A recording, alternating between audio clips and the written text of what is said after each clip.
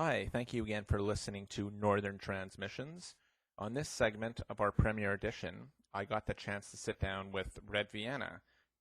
The band, which includes former members of the Black Halos, were in studio rehearsing for their upcoming show, July 22nd, at the Venue Club in Vancouver, BC.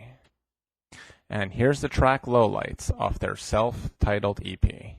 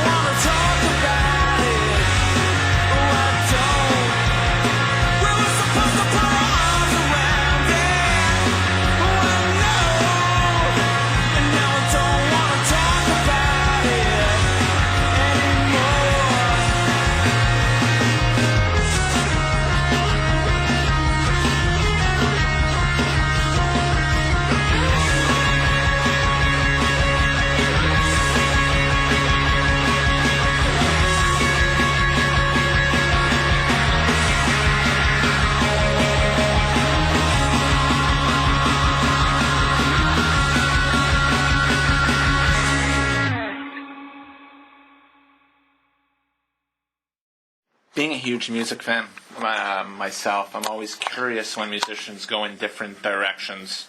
Not to compare Red Vienna to your last projects. Where did you find all the inspiration for the album? I guess when Rob and I first started talking about doing another band, we found that we had a lot in common as far as like music we listened to. And not just stuff that's similar to this band, but other genres as well.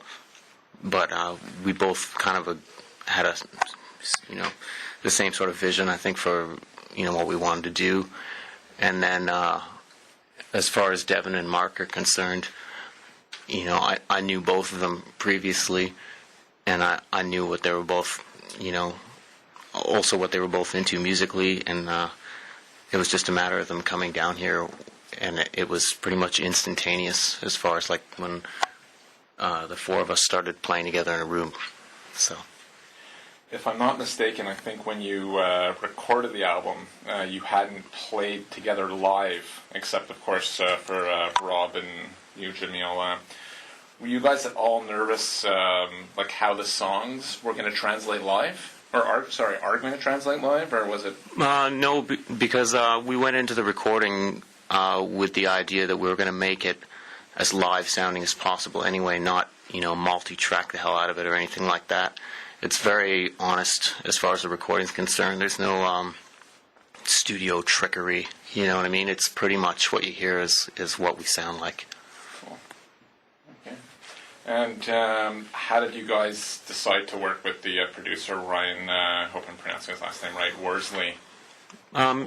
Ryan's just somebody that I know. Since I've moved to Vancouver, I'd met him, and we were just honestly looking for someone who, there was a few names we tossed around, but we wanted someone who, again, sort of understood what we were going for musically. And, to be perfectly frank, we just wanted someone who would, do it, within the budget that we had, which, of course, being a brand new band that hasn't even played a show, you know what I mean? Basically, we're paying for this out of our own pockets. So he was really, he's just one of the people that we talked to. I spoke to him. He seemed to be, very stoked about the idea. He liked some of our previous bands already. I mentioned maybe a few bands, production-wise or whatever, that we're into. And, he went right out. If he hadn't heard them, he went right out and listened to them and said, oh, they're really cool, blah, blah. So he had, the right amount of enthusiasm.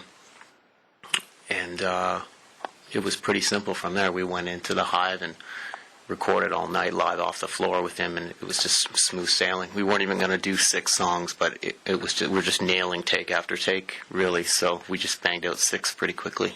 Yeah, it sounds like a pretty organic process. It wasn't just clicked right away. Yep.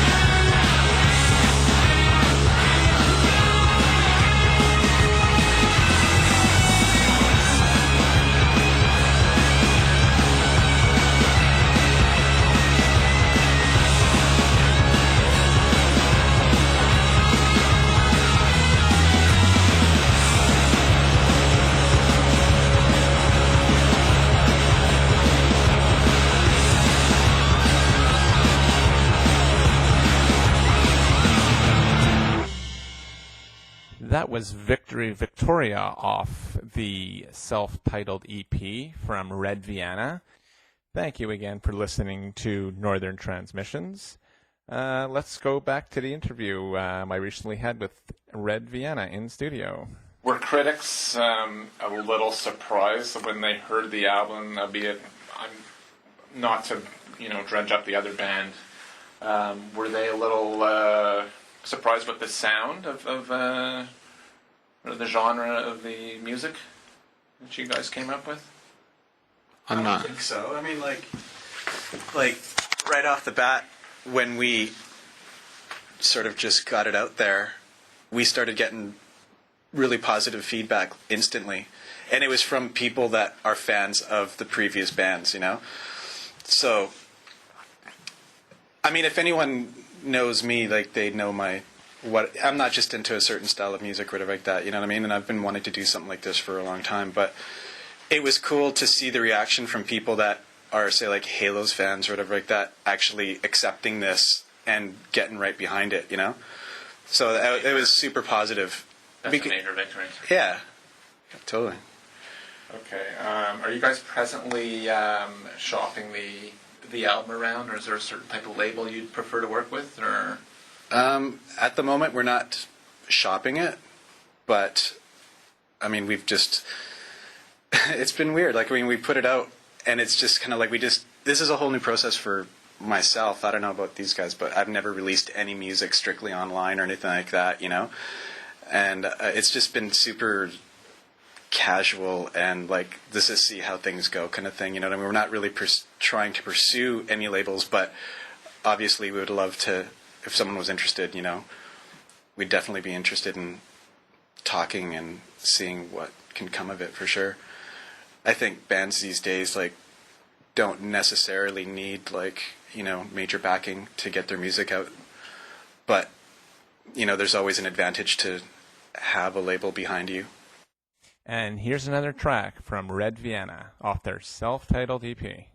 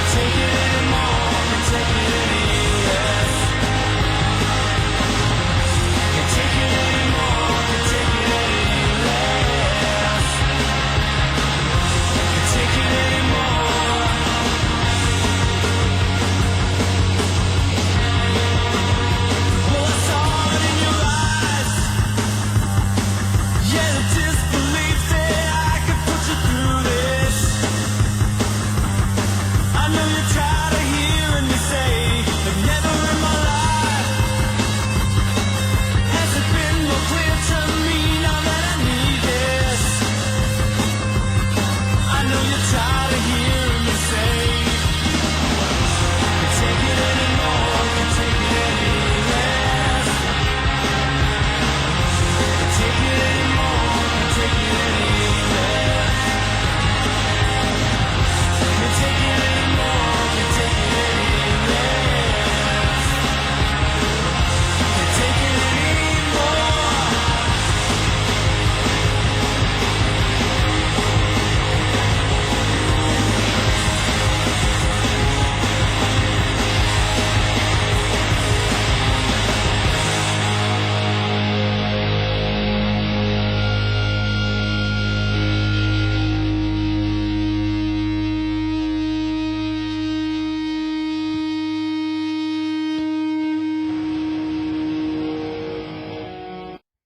Let's get back to the interview and listen to Rob about his feature in Modern Drummer. Well, that was like kind of like a highlight for me. You know what I mean? Like, it was pretty amazing. I was like, you know, Neil Peart was on the cover of the issue that I was on, and I was right next to like Ian Pace from Deep Purple. You know what I mean? Nice. So it was kind of,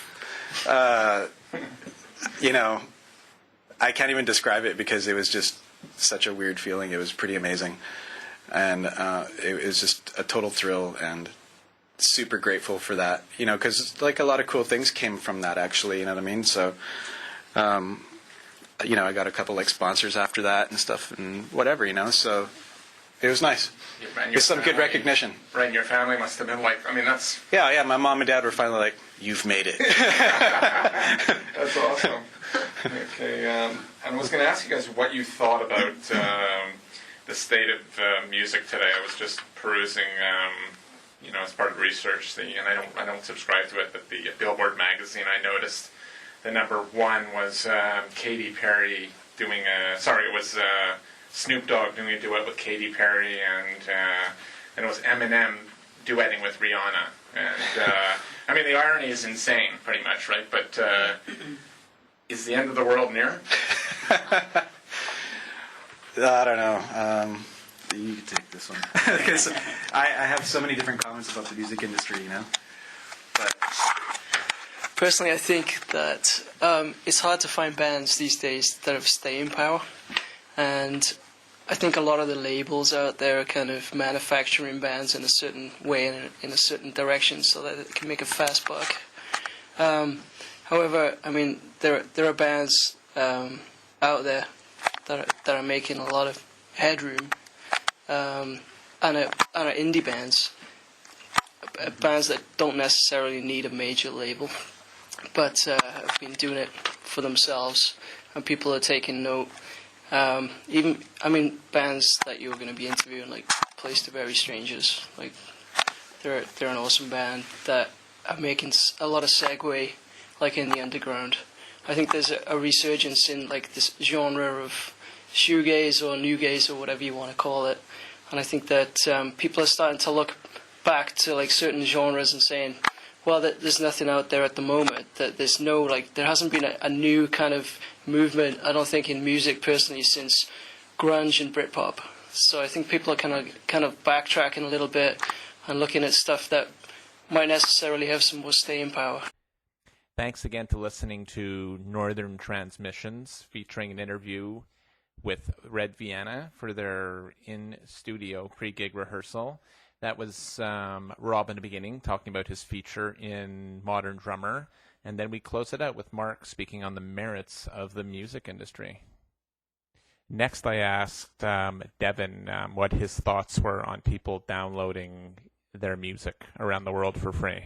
Yeah, why not? I mean, it's out there. We put it out there, and you can buy it online. But we're total advocates of just getting the music out there to the people. And I've been like that like all my life in terms of music, until we get to a stage where we're touring and actually making a label money and ourselves money and everything else. It's all about just getting the music out there, so it's free for everyone. And are you guys working on more material as we speak? Yeah, we've written, I guess, 5 songs in addition to what's on the EP. So we're going to play 4 of those 5 songs at the gig at the venue. Cool. Are you excited about hitting the stage and maybe doing some a tour? Definitely. Yeah, of course. Yeah. I think it's what it's all about for a band. I guess it's kind of, we live for that, we kind of hold ourselves up in a rehearsal space for months on end, and then it's all about like touring. It's all about like hitting the stage and getting the music out there. It's what we live for. It's what our passion is.